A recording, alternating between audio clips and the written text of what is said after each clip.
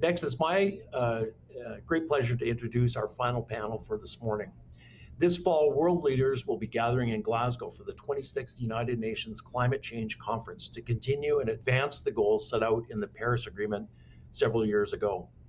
In an effort to support global climate objectives, as well as the other sustainable objectives we talked about this morning, companies and governments, as they have here in British Columbia, are committing to net zero carbon emissions in the coming decades. But how does the world achieve these goals? How do we meet our climate targets while ensuring a just transition and an opportunity for a return on that capital we've spoken about this morning? What role can Canada and British Columbia play in the global efforts to reduce carbon emissions and create new innovative solutions, jobs, and economic opportunity? And what are the actions and policies that are going to be required to enable this hosting of ESG capital to occur here at home? So we're very fortunate today to be joined by an esteemed panel of leaders on the front lines of these challenges and sorting out the opportunities globally. This morning we have Nigel Topping, who was appointed by the UK government to the United Nations as the high-level climate action champion ahead of COP26. Previously, Nigel was the CEO of We Mean Business, a coalition of global businesses and investors working to advance climate solutions. Nigel joins us here today from London to speak about the Race to Zero campaign and his work ahead on the fall COP meetings. Welcome, Nigel, and thanks so much for joining us. Susannah Pierce is the country chair and president of Shell Canada and the general manager of renewables and energy solutions for Canada. Susannah has held senior positions in energy and technology sectors in Canada and the United States and Europe. Most recently, she was the Director of Corporate Affairs for Shell Canada's LNG Canada project, which when it comes online will be producing the lowest carbon intensity LNG in the world from Kitimat, BC in Haisla territory. And finally, but not least, Asifa Samji is the Executive Vice President and Chief Human Resources Officer for Stantec, a Canadian headquartered company that is a global engineering firm with strong commitments to sustainability and to the communities that they serve. Prior to her role, Asifa was the business leader for environmental solutions within Stantec's business unit in that space, delivering services to a wide range of companies and assets in the oil and gas sector, mining, and other commercial enterprises, including the public sector. So the Business Council is also fortunate to have Susannah and Asifa on our executive committee who contribute daily to growing the economy and the opportunities that we've talked about this morning. So thank you all for joining us here today, and I'm going to turn things over to Asifa to guide us through what I know is going to be a fascinating conversation. Asifa, over to you. Thanks so much, Greg. It is such a pleasure to be here with Nigel and Susannah to discuss all things Race to Zero. Just a quick housekeeping note, we will want to take some questions from the audience, so please use the actual Q&A section on your platform as opposed to the chat box. Just focus on the Q&A because we will want to hear from you. So let's jump right in. Nigel, let's have you talk to us about your very cool title and role as the high-level champion for climate action and your efforts to advance the Race to Zero leading up to the big event that is COP26 that'll happen later this year. Well, thanks, Asifa. I'll deal with the fancy title first, and I'll try and explain what we're trying to do with the Race to Zero.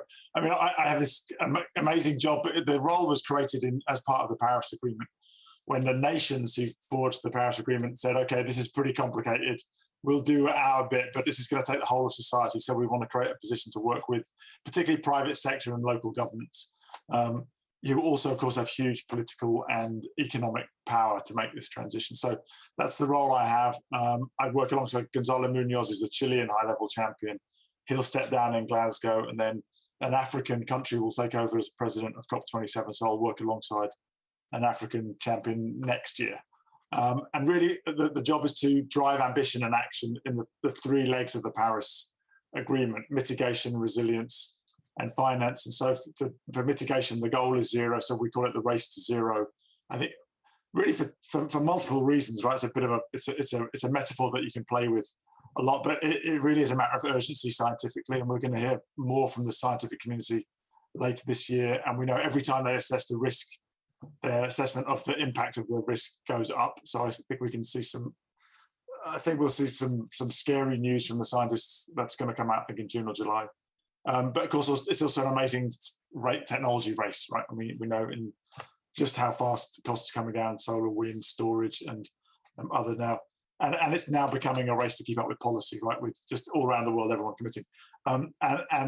And late to the game, but very important, investors really piling in now. Now we launched the Glasgow Financial Alliance for Net Zero, which is the big finance umbrella within the Race to Zero.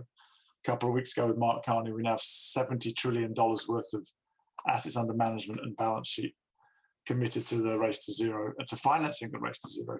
So it's pretty exciting. It's a way of people saying we're committed to the end goal and to moving fast.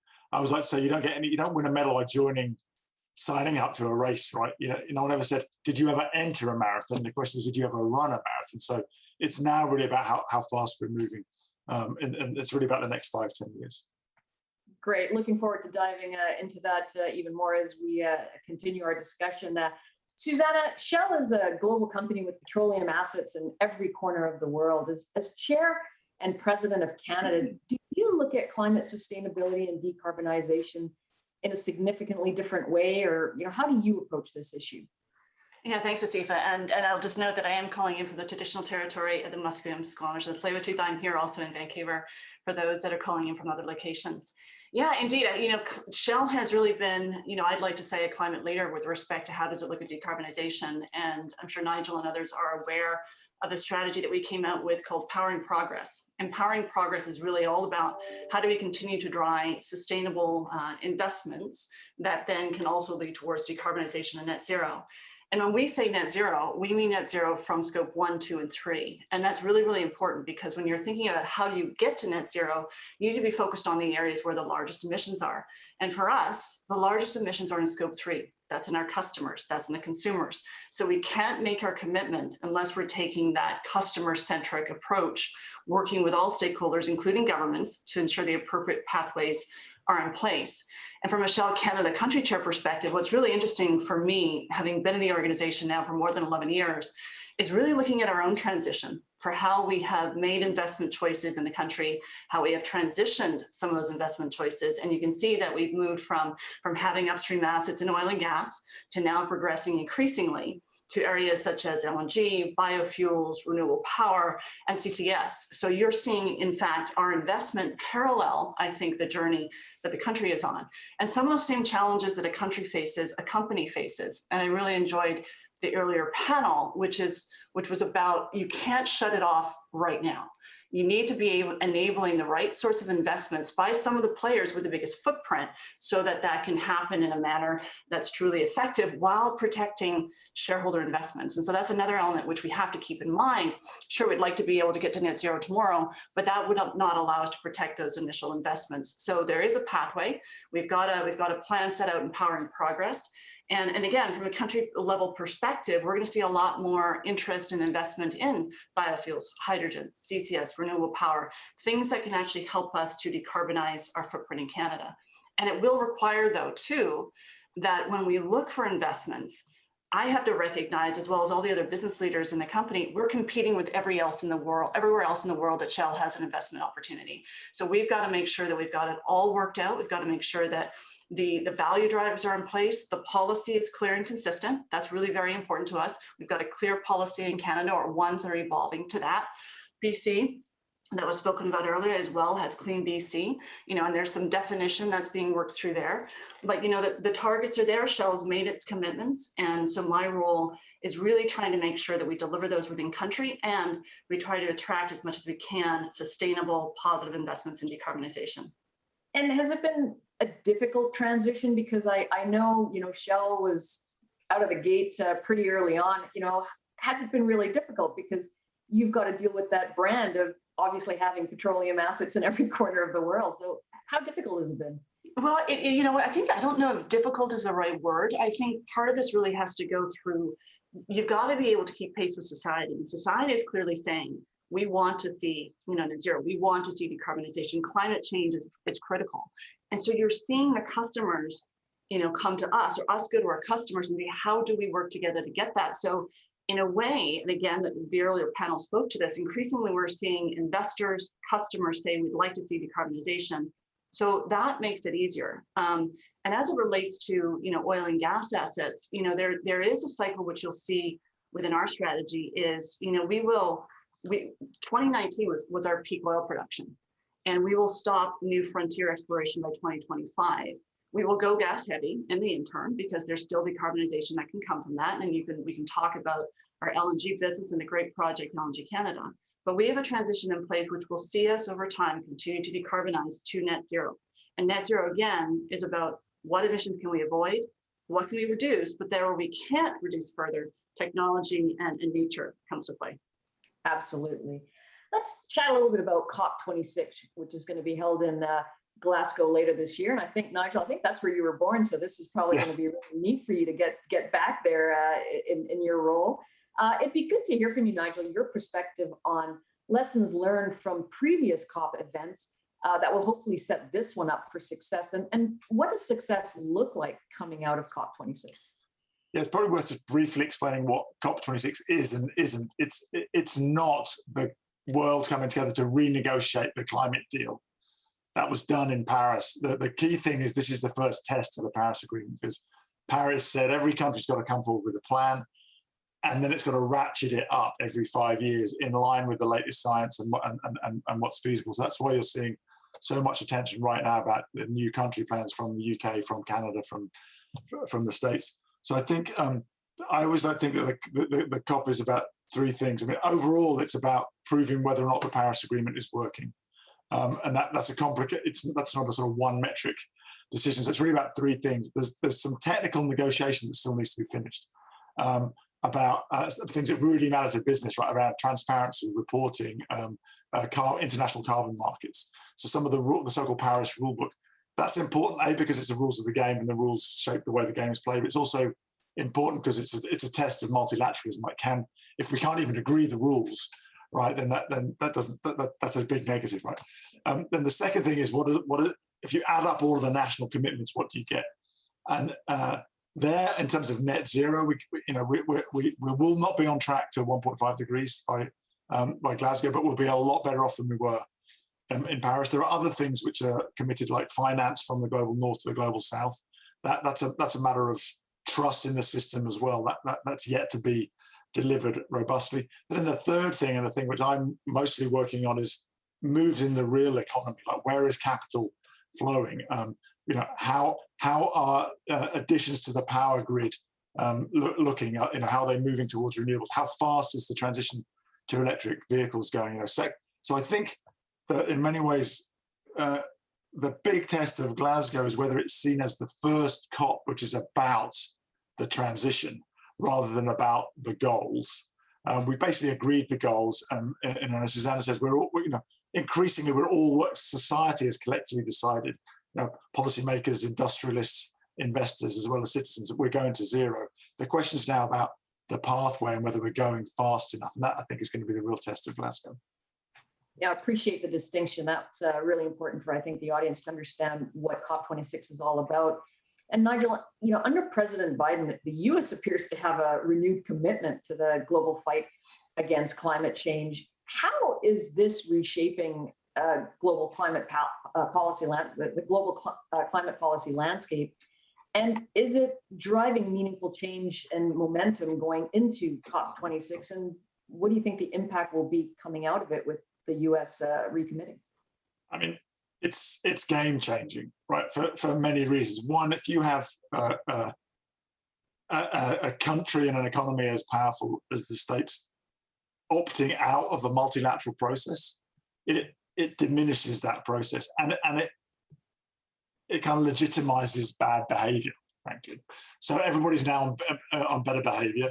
But of course, more importantly, really, the US is both diplomatically very powerful and economically very powerful. So now we all can see that the US economy, for example, is going to go to phasing out combustion engines by 2035, because that's what California said. California tends to lead on that bit of policy. The UK has already said 2030. Europe's probably going to say 2030. We will, by the end of the year, I think, pretty much be agreed that the world's going to phase out combustion engine sales in the early 2030s. I can say that with much more confidence now than if there was a second-term Trump administration outside of the agreement, still winding back fuel efficiency standards. So it changes the market as well, right? I mean, so I think it changes the politics and it changes the market, and those are really the only two things that need to change to accelerate. So it's huge. It's really a game changer, and you see it already. Even all the changes in Asia, with South Korea and Japan, and people very quickly starting to commit to no new coal finance and moratoriums in Vietnam and Indonesia on coal. So I think it's a very strong signal and I think we'll see a lot more in the next 5.5 months before we get to Glasgow as a result of the diplomacy that the Biden administration is now deploying around the world. That's definitely going to add a lot of excitement and impact. I think I would agree with you there. Talking about expectations of coming out of COP26, Susannah, you mentioned just earlier a bit on consistent policy. What are some of Shell's expectations of what comes out of COP26? If you want to be a little bit more specific. Well, I think Nigel's sort of described it pretty well as far as where the focus areas will be. I think we've always promoted carbon pricing and carbon markets are critical because that allows us to efficiently manage emissions. And Article 6 and the rule book, as Nigel mentioned, is absolutely critical as well, because that is where we'll be able to understand what can be accounted for. And so again, we look to that. We also look for, following that, increasing leadership from business and governments working together in a coordinated manner. And a sectoral approach, again, that I kind of referenced a little bit earlier, will be crucial because you need to look at sectors, you need to look at scope 1 to 3.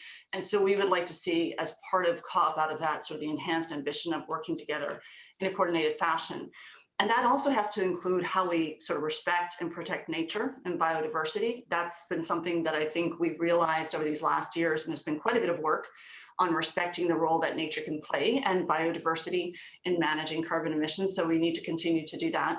And then the other element that that Nigel didn't mention, but I know is crucial as well, and something that I'm keen to continue to work on as country chair, is how do we enable that just and fair, equitable transition. Now, Canada's in a very good place for the most part, but we still have folks within this country and in provinces, frankly, that will be more impacted to a degree because of decarbonization. And we need to ensure that there's the appropriate and forward-thinking policies in place to enable that, to make sure that we are retraining and upskilling where we can, knowing that the jobs that we've had over the last 20 years are not going to be the jobs we'll have in the next 20 years. And so that's not just in Canada, that's in all other parts of the world, where you will find that because of this shift, there will be serious impacts. And governments will have to contend with that, and that won't help us achieve a climate policy if we're not taking that into account. Yeah, agreed. Nigel, going back to your mandate and the interactions you're having with the business sector,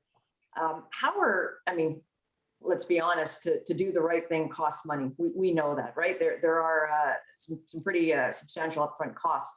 How are businesses pivoting to address shifting climate expectations, and what are you specifically hearing from them related to drivers and barriers when you are having conversations regarding your campaign for Race to Zero?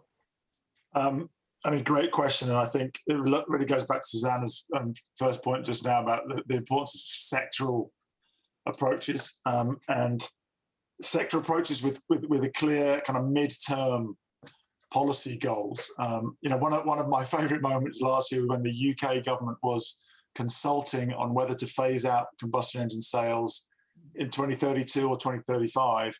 Quite a few business voices, including Shell's, said to the government, never mind 2032 to 2035, do it in 2030.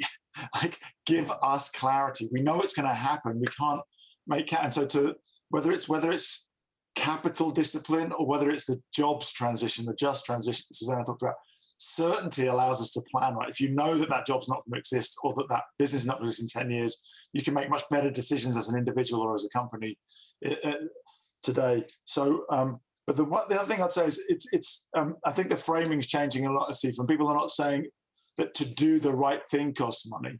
This has become a front and center strategic issue. It's not about doing the ethical thing or the right thing. It so happens that it is the ethical thing and the right thing, but it's something that is now inevitable.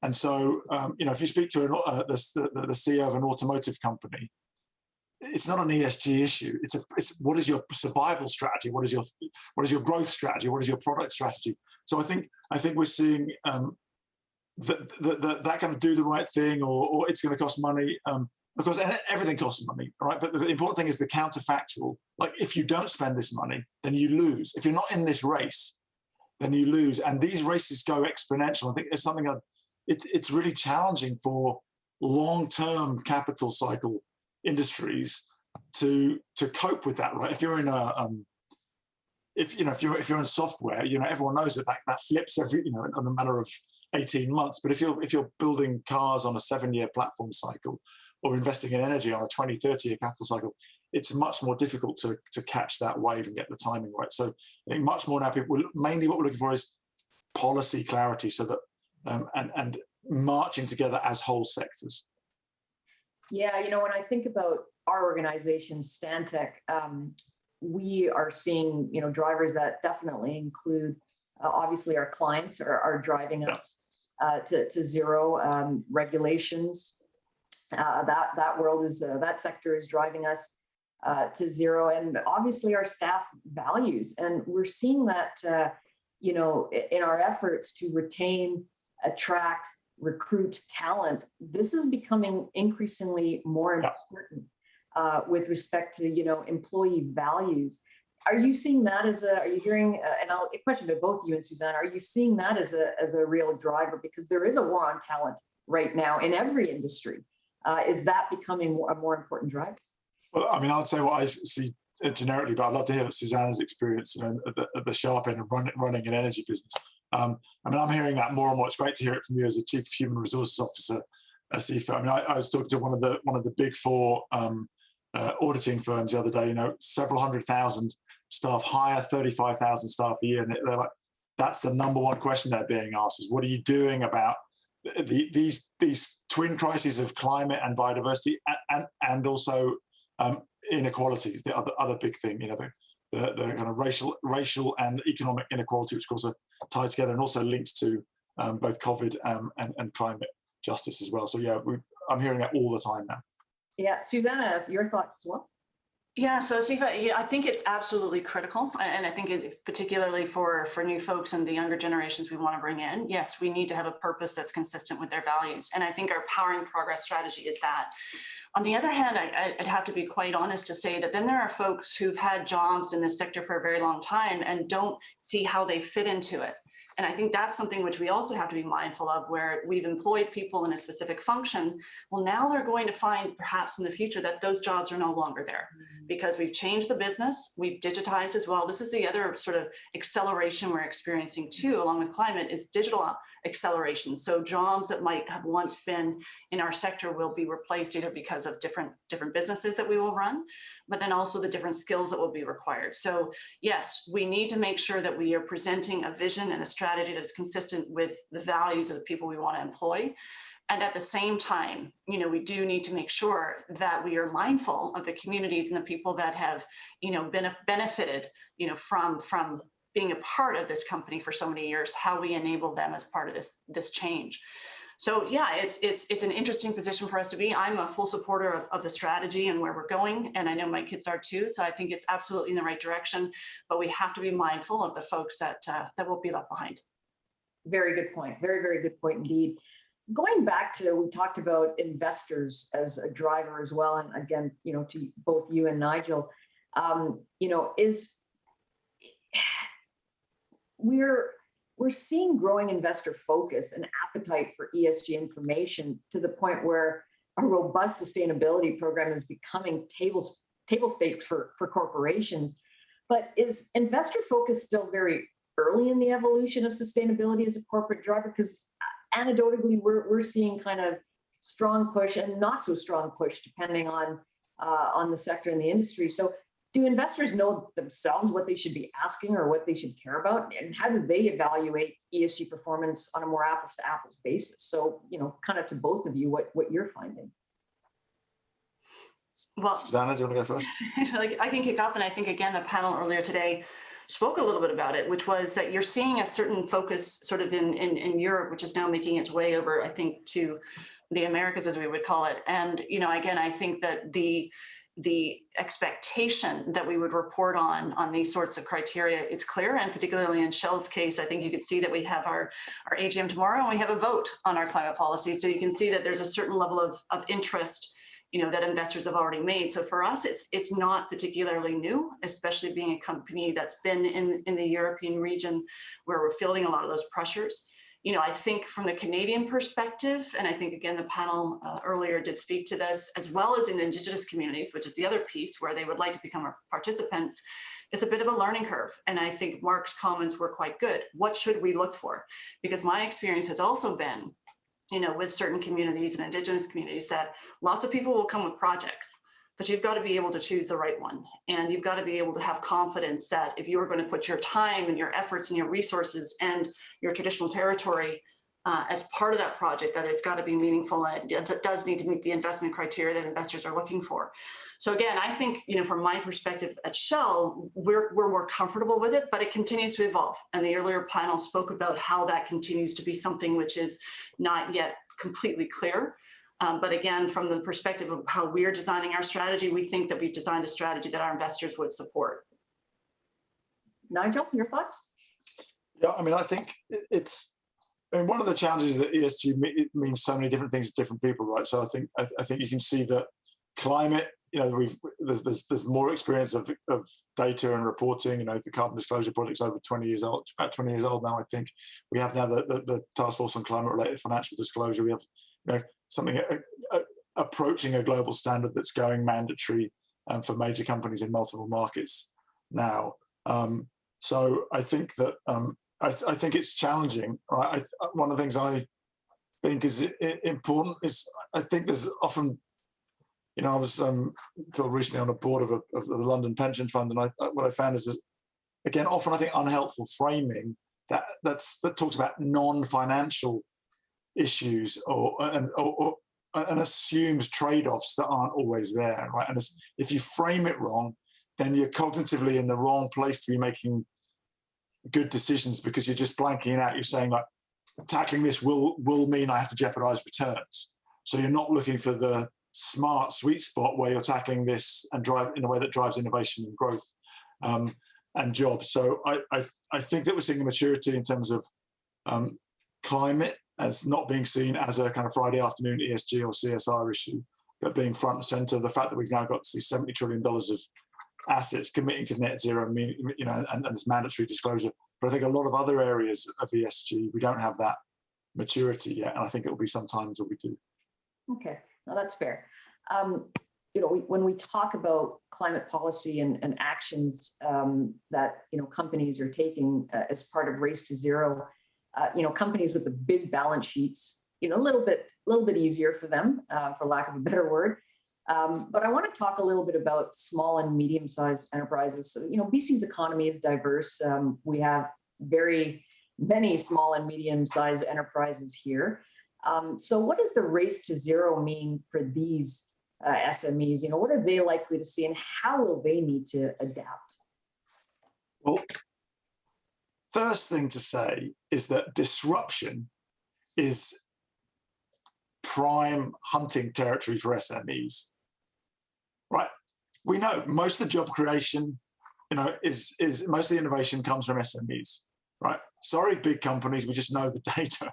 Right, they're more agile. Not every SME. Right, there's just millions of them. So that's just evolution. Right, that's kind of normal. So for a lot of SMEs, a disruption will be challenging. Right, but a lot of the innovation and the growth will come from SMEs.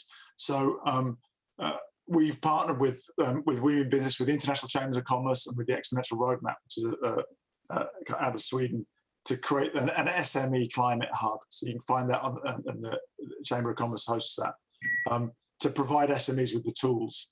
But interestingly, increasingly, we're finding that, as Susannah said, this is about scopes 1, 2, and 3.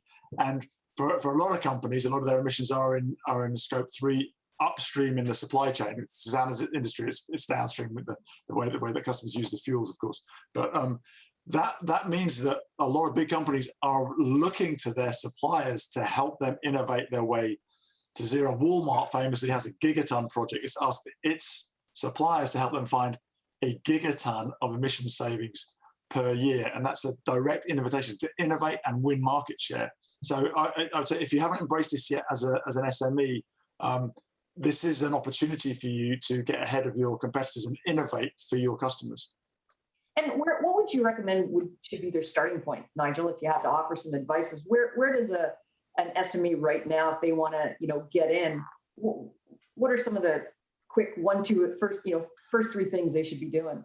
Well, I mean, join the race to zero via that SME Climate Hub, because there's a whole lot of resources there. Of course, it depends what sector you're in, but generically, I would say look at your own major sources of emissions. For a lot of companies, that's power and transport. So just commit to renewable power and electrifying your transport. But really, then look to your value chain and who's innovating and what's driving it. I mean, if you're if you're servicing the automotive sector, then like you see some really interesting innovation and manufacturers of spark plugs. We're not going to have any spark plugs when we don't have any combustion engines, right?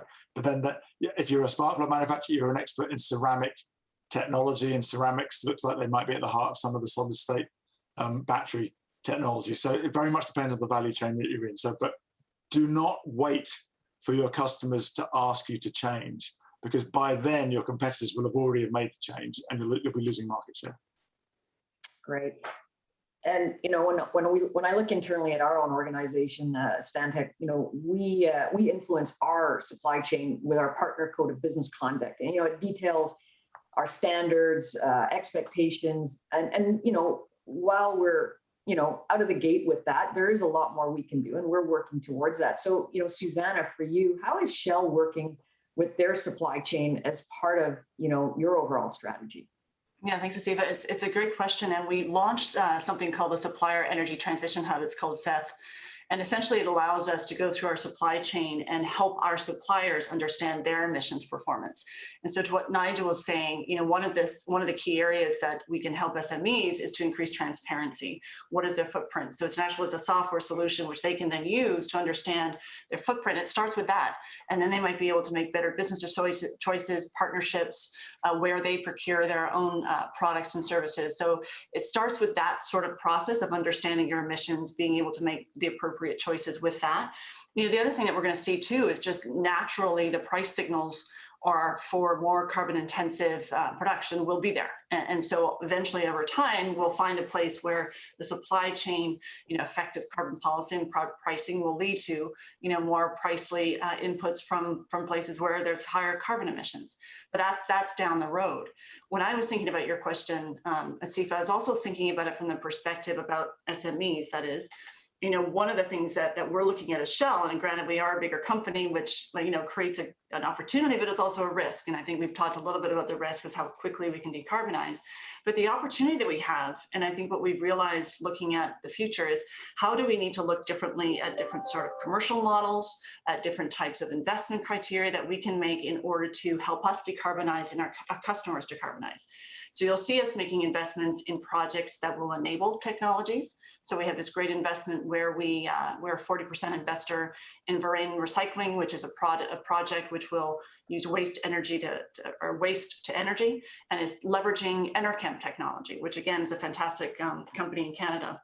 We're also looking at, for example, what can we do with EV charging stations? One of the great advantages that Shell has is, again, we have a retail network where we can actually use that retail network to deliver EV and hydrogen over time, to customers who would like it. So again, I look at it from the perspective as a big company, we can partner and we can use technologies and projects. We can become an equity investor in technology, and we can look at acquisitions. And Green Lots was one of those acquisitions for EV charging. But again, I wouldn't just underestimating the challenge for a just transition. We have to be conscious of in that transition, we need to be conscious of who pays. And it would be difficult in a period of recovery, for businesses to be paying more. So we need to manage that because we do have an objective to get to net zero, but we need to be mindful of the costs and how those are allocated. Fair point. Absolute fair point. Obviously, in BC, we have a strong affinity for and commitment to decarbonization and addressing climate change. However, when BC's total emissions are equivalent to about 20% of China's year-over-year growth in emissions, it starts to put some of those challenges and opportunities to make an impact into a different perspective. So Nigel, curious to know your thoughts on what is the role of Canada and BC in these kind of shifting global dynamics? Yeah, I mean, of course, you know, apart from China and America, everybody's small, right? So, but that's a kind of counsel of despair. We all have agency. You know, the kind of, especially I think in well, you know, federalized governments where you have states or provinces, like they're very interesting in that they allow for more policy innovation, right? So you'll see different types of policy instrument. I think, don't forget that cities are also, you know, really important innovators for the same kind of reason, right? We've seen actually in the last 5-10 years, we've seen globally mayors be huge champions of action on climate change, and I think that's only been accelerated because of COVID, because of the overlap between a pulmonary pandemic and climate change in terms of clean air, right? And mayors have been at the fight for clean air. That's one of the things which, you know, is accelerating the move towards electric vehicles, is that mayors are all on the hook to deliver clean air for their citizens. So I think you know, never underestimate. You never know where change is going to come from. What individual invention, what individual company, what city, what province. And I think the other thing I say is this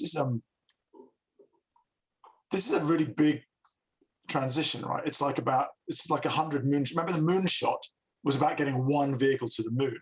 This is about transforming every single sector of the economy. You know, energy, power, transportation, cement, steel, buildings, and food. So this is a you know, we're in a bad state because we're way behind the curve in terms of taking action on climate change, and we're already feeling the impacts economically and at a human level. But this is a really exciting time to be an engineer, to be an innovator, because we have to innovate a way out of this, and that's technologies and business models and policies. So this is an exciting time to be part of the transition, and good innovations will ripple through the whole world system. And I am seeing that firsthand at Stantec. We are seeing, you know, the race to zero has just absolutely led to innovation in ways that have exceeded our expectations. So great new opportunities. Nigel, there is a question that just came up from the audience. You know, how are Indigenous perspective and views included in the COP26 conference? So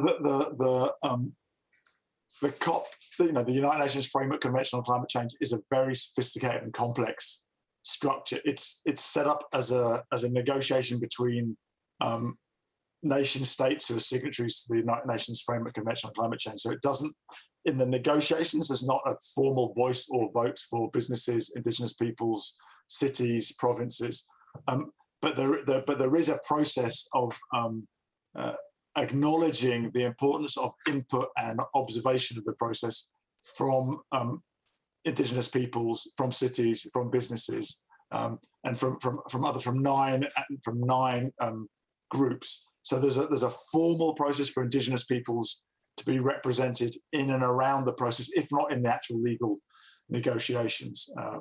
And I think increasingly in the non-state actor community that I work in, there's also a strong recognition, particularly in countries like Canada. I mean, it's really great to hear, and Australia, I was talking to Australians yesterday, this, you know, starting by recognizing whose ancestral lands you're on right now, and also recognition that nobody has a monopoly on ideas of how to fix this, and different sources of knowledge and wisdom, modern scientific and you know, centuries old, millennia old Indigenous wisdom traditions are also really important. So not a formal negotiation, as there isn't for businesses or investors, but a formal way of being involved in the process.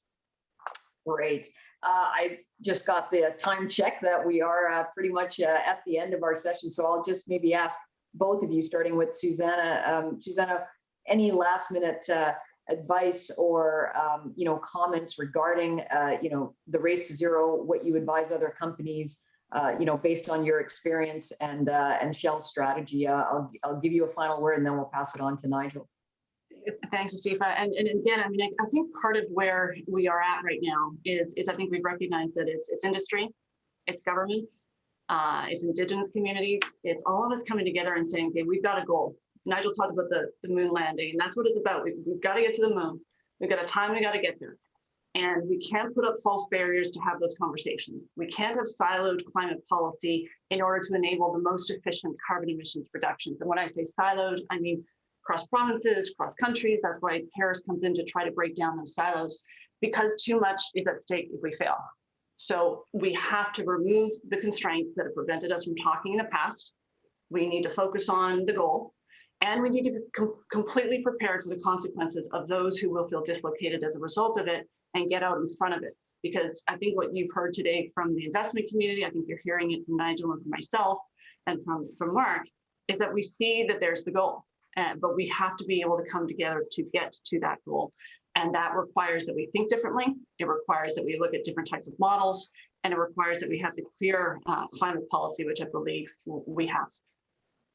Great. And Nigel, final thoughts from you in terms of Canada's role and the campaign, and what you're really hoping comes out of COP26. Well, Canada's slow out of the gate. Canada's only reduced emissions by 0.5% since 2005. So, but Canada's got great natural and human resources. So, I'm really looking forward to seeing innovation on this race to net zero taking off in Canada. And the last thought I'd end with is that we've seen this movie before. The shape of industrial transformation is exponential change, or an S curve. It flattens out when you get to the top. And so it always surprises us. Even when you're going to be surprised, you're still surprised. It's kind of an amazing thing. And we see it year after year after year. The predictions of how fast new technologies are going to grow goes up because we're surprised. So we seem to be hardwired to be kind of a bit dumb about imagining just how disruptive the future can be. So I'd say just read a bit more science fiction, lock into the fact that actually we're an incredibly innovative species, and this is happening, and it's going to happen very, very fast. Words of wisdom. I'd like to thank you both for a great discussion on what we all know is extremely urgent, and therefore it's called a race to zero. Nigel, thank you, and we wish you all the best going into COP26 and look forward to the outcomes and the role you'll continue to play. We obviously have the right champion in you. Susannah, thank you. Congratulations again on your new role. All the best to you, and I think Shell is very lucky to have you in this role. And a big thanks to our audience for joining us. Apologies, we couldn't get to all the questions, but it just means we've got to keep the conversations going, and we must take bold action.